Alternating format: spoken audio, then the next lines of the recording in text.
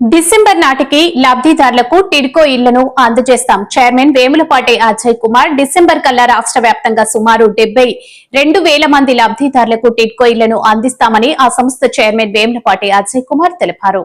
పెందుర్తి నియోజకవర్గ పరిధిలోని జీవీఎంసీ 77వ వార్డు అప్పికొండ, నడుపూరు, 95వ వార్డు చీమలపల్లి ప్రాంతాల్లో గల టిడ్కో ఇళ్లను ఎమ్మెల్యే పంచకర్ల రమేష్ బాబుతో కలిసి ఆయన పరిశీలించారు. ఆయా ప్రాంతాల్లో లబ్ధిదారులతో మాట్లాడి సమస్యను అడిగి తెలుసుకున్నారు. అనంతరం మీడియాతో మాట్లాడుతూ గత ప్రభుత్వం నిర్లక్ష్య కారణంగా వేలాది టిడ్కో ఇళ్లు నిరుపయోగంగా ఉండిపోయాయని ఆవేదన వెలుబుచ్చారు. గత 5 ఏళ్ల ప్రభుత్వం కేవలం 40,000 ఇళ్లు మాత్రమే లబ్ధిదారులకు ఇచ్చిందని, చంద్రబాబు ప్రభుత్వం ఈ ఏడాది చివరి నాటికి అసంపూర్తిగా మిగిలిపోయిన ఇళ్ల నిర్మాణం పూర్తి చేసి మౌలిక వసతులు కల్పించి 72,000 మంది లబ్ధిదారులకు ఇళ్లను అందజేస్తామని హామీ ఇచ్చారు. ఎమ్మెల్యే రమేష్ బాబు మాట్లాడుతూ గత ప్రభుత్వం నిర్లక్ష్య కారణంగా టిడ్కో ఇళ్ల లబ్ధిదారులు తీవ్ర ఇబ్బందులు పడ్డారని, కూటమి ప్రభుత్వం వారి కష్టాల్లో గట్టెక్కిస్తుందని హామీ ఇచ్చారు. త్వరలో ఇల్లు నిర్మాణానికి చైర్మన్ హామీ ఇచ్చారని పేర్కొన్నారు. ఈ కార్యక్రమాల్లో కార్పొరేటర్లు బుట్ట సూర్యకుమారి, బల్ల శ్రీనివాసరావు, జనసేన నాయకులు సుధాకర్ రాజు, పిన్నెంటి పార్వతి, మధు, జగన్మోహన్ పాత్రుడు, రాపర్తి కిషోర్, ఆర్ఎస్ నాయుడు, గొల్లె అప్పారావు తదితరులు పాల్గొన్నారు. Okay sir. అందరికీ నమస్కారం అండి. ఇవాళ చీమలపల్లి పెందుర్తి నియోజకవర్గం టిడ్కో కాలనీకి రావడం జరిగింది. మా ఎమ్మెల్యే గారు పంచకర్ల రమేష్ గారు ఈ కాలనీ గురించి చెప్పినప్పుడు నాకు అన్నా మీకు అన్నీ ఆల్మోస్ట్ కంప్లీట్ అయిన కాలనీల పేర్లు చెప్తున్నారు. ఈ కాలనీ అది అట్లా ఆగిపోయినది 2019 నుంచి ఈ కాలనీని ఆపి కూర్చోన్నారు. అసలు ఇది కంప్లీట్ అవుద్దా లేదా, నా నియోజకవర్గంలో ఉంది. నేను దీని సంగతి నాకు క్లియర్గా మీరు చెప్పాలా, మీరు ఒకసారి వచ్చి దాన్ని చూడండి, చూసి పరిస్థితి మనం ఆలకిచ్చి మీరు నాకు అసలు విషయం చెప్పండి అంటే, సరే వేరే దగ్గర ప్రోగ్రాం ఉన్నా దాన్ని మార్చి ఇక్కడ పెట్టడం జరిగింది. ఇక్కడికి వచ్చిన తర్వాత అసలు ఒకవేళ వస్తున్నప్పుడే ఇది ఒక అడవిలోకి ఏదో వస్తున్నట్టు ఉండింది దారి. కానీ లోపలికి వచ్చిన తర్వాత దాదాపు ఒక 60% వర్కులు అయితే కంప్లీట్ అయినాయి. ఇళ్ళవి ఇన్ఫ్రాస్ట్రక్చర్ ఏం కంప్లీట్ కాలేదు. ఏదేమైనా ఇక్కడ 1,200 ఇళ్ళు ఉన్నాయి. 1,200 ఇళ్ళు అంటే దాదాపు నా దృష్టిలో 100 కోట్ల పైనే ఖర్చు పెట్టుంటారు. ఇంత డబ్బులు ఖర్చు పెట్టి వృధా పోనీయమని చెప్తూ ఖచ్చితంగా ఇవాళ కాంట్రాక్టర్లు కూడా రమ్మన్నాం. వాళ్ళతో ఇప్పుడు కూర్చొని మాట్లాడతాం.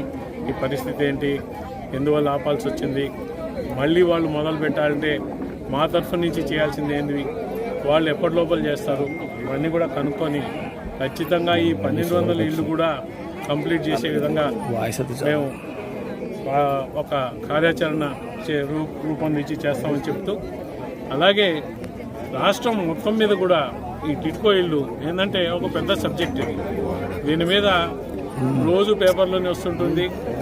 ఈ టిడ్కో ఇళ్ల మీద ఒక నిరంతరం సాగుతూ ఉంటుంది. ఎందుకంటే 2,62,000 కుటుంబాలకు సంబంధించిన సమస్య. ఈ 2,62,000 కూడా కుదించి ముందర 2014-19లో అప్పటి చంద్రబాబు నాయుడు గారి ప్రభుత్వం 4,52,000 ఇస్తే ఇళ్ళు, దాన్ని 2019లో జగన్ ప్రభుత్వం వచ్చిన తర్వాత వేరియస్ కారణాల వల్ల దాన్ని కుదించి 2,62,000 ఇళ్ళు చేశారు. పోనీ ఆ కుదించిన ఇళ్ళన్నా కూడా పూర్తి చేసి ఇచ్చారా అంటే ఇప్పటికీ 40,000 ఇళ్ళు మాత్రమే హ్యాండ్ ఓవర్ చేయడం జరిగింది. అందులో కూడా మీకు 30%, 40% పైన జనవాసం ఉండట్లేదు. సో ఇప్పటికీ టిడ్కోలో మనం 16,200 కోట్లు ఖర్చు పెట్టున్నాం. ఇంకా ఇదంతా కంప్లీట్ చేయాలంటే 7,000 కోట్లు ఖర్చు పెట్టాలి. 1,000 కోట్లు ప్రజల సొమ్ముని మనం ఈ విధంగా ఖర్చు పెట్టినప్పుడు ప్రభుత్వాల మీద బాధ్యత ఉంటుంది. ఏం బాధ్యత అంటే, ఒక ప్రాజెక్టు తీసుకుంటే అది ఏ ప్రభుత్వం చేసిందా, మంచిగా చేసింది, పేద ప్రజల కోసం చేసింది, ఆ ప్రాజెక్ట్ని కంప్లీట్ చేయాలా అని చెప్పే బాధ్యత ప్రతి ఒక్క ప్రభుత్వం మీద ఉంటుంది. ఇవాళ నేను ఒక గవర్నమెంట్ అని క్రిటిసైజ్ చేయట్లేదు. ప్రభుత్వాలన్నీ కూడా దీన్ని జవాబుదారీతనంలో గుర్తుపెట్టుకోవాలా. మనం 25,000 కోట్లు ప్రజల డబ్బులు ఖర్చు పెడుతున్నప్పుడు కంటిన్యూటీ అనేది ఒకటి చాలా అవసరం. అన్ఫార్చునేట్గా మీరు దురదృష్టవశాత్తు ఒక 5 ఏళ్ళు ఈ టిడ్కో ఇళ్ళని నిర్వీర్యం చేసేయడం జరిగింది. కానీ ఇప్పుడు మళ్ళీ మన కూటమి ప్రభుత్వం వచ్చిన తర్వాత మొదటి కొన్ని నెలలు మనం ఆర్థిక పరిస్థితి యొక్క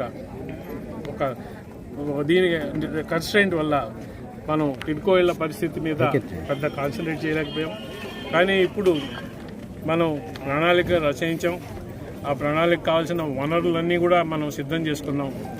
ఇవాళ ముఖ్యంగా ప్రజలు పడే ఇబ్బందుల్లో బ్యాంకు సమస్య ఒకటి, వాళ్ళ పేరు మీద రుణాలు తీసేసుకొని ఇల్లు ఇవ్వకుండా ఇవాళ బ్యాంకులో ఒక 2 ఏళ్ళ తర్వాత 3 ఏళ్ళ తర్వాత వీళ్ళని వచ్చి మీరు ఈఎంఐలు కట్టండి అంటే వాళ్ళు పడే బాధలు ఇంత అంత కాదు. కాబట్టి ఆ ప్రభుత్వం ఏ ప్రభుత్వం చేసినా తప్పు మనం భరిస్తామని చెప్పి 185 కోట్ల భారం మనం ఈ ప్రభుత్వం తీసుకుంది.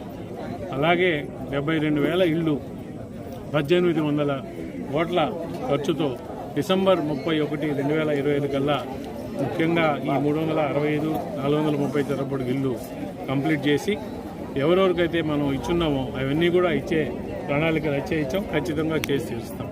టిడ్కో ఇల్లు వద్దు, ఇళ్ల పట్టాలు ఇస్తే మేము తీసుకుంటామని చెప్పి క్యాన్సిలేషన్ చేసి తీసుకొని వెళ్ళిపోయినట్టున్నారు. ఇవాళ ఏమన్నా చెప్పనండి, ఉన్న వాస్తవాలు మాట్లాడుకోవాలా. నేను రాజకీయంగా మాట్లాడినోడు కాదు, నేను వాస్తవాలు మాట్లాడతాను. చాలామంది మాకు టిడ్కో ఇల్లు వద్దు, ఇవి అయ్యేటట్టు లేవు, మాకు ఇళ్ల పట్టాలు ఇస్తే ఇది క్యాన్సిల్ చేసుకొని మాకు దానికి ఆ డబ్బులు దానికి సమ్మేసుకోమంటే ఇళ్ల పట్టాలు ప్రభుత్వం ఇస్తుందని నమ్మి ఆదర్శ వెళ్ళారు. అక్కడేమైందంటే అది కూడా ఒక మోసం జరిగింది. ఇళ్ల పట్టాలు ఇస్తారని చెప్పి పట్టాలు అయితే ఇచ్చారు కానీ స్థలాలు లేవు చాలా దగ్గరలా. ఇప్పుడు వెనక్కి వచ్చేసి మమ్మల్ని మోసం చేశారు, మాకు ఇల్లు ఏంటి అంటున్నారు. అయితే టిడ్కో ఇళ్లకి అర్హులు ఎవరు అనేది కూడా మీరు తెలుసుకోవాలి. ముందర ఈ లోకల్ బాడీలో వాళ్ళకి ఆధార్ కార్డు ఉండాలా, ఏ టిడ్కో కాలనీ ఉందో ఆ మున్సిపాలిటీ కింద ఆ అడ్రస్లో ఉండాలా, రేషన్ కార్డు ఉండాలా, అంటే 3 లక్షల కన్నా తక్కువ ఆదాయం ఉండాలా. ఈ 2 ఉంటే సిస్టంలో వాళ్ళ పేరు పెడితే వాళ్ళ పేరు మీద ఆల్రెడీ ఎక్కడన్నా ప్రభుత్వంలో వాళ్ళకి కానీ లబ్ధిదారులు అంటే వాళ్ళు అర్హులు కాదు. సో ఇక్కడ ప్రాబ్లం ఎక్కడొస్తుంది, వాళ్ళ పేరు మీద ఇళ్ల స్థలం ఆల్రెడీ ఉంది. సో నేను ఒప్పుకున్న సిస్టమ్ ఒప్పుకోదు. సో దీన్ని ఏ విధంగా చేయాలా, దాన్ని క్యాన్సిల్ చేయాలంటే దానికి కారణాలు ఏంటి. సో ప్రభుత్వం ఆ విధి విధానాలన్నీ చూసి అన్యాయం జరగకూడదనే ఆలోచన అయితే ఉంది. కానీ ఇవన్నీ కూడా ఆలోచించి ఒక నిర్ణయం తీసుకోవాలి. సో మన ముందర ఒక సమస్య కాదు, టిడ్కోకి సంబంధించి చాలా సమస్యలు ఉన్నాయి. ఒక్కొక్కటి ఇవాళ తీర్చుకుంటూ రావాలా. ముఖ్యమైన సమస్య ఏంటంటే లబ్ధిదారులు అర్హత వాళ్ళందరికీ ఉన్న ఇల్లు, ఈ 2 లక్షల ఇల్లు అన్నా కానీ కంప్లీట్ చేసి ఇస్తే అది పెద్ద అచీవ్మెంట్ అవుతుంది. కాబట్టి ఫస్ట్ దాని మీద కాన్సన్ట్రేట్ చేస్తాం.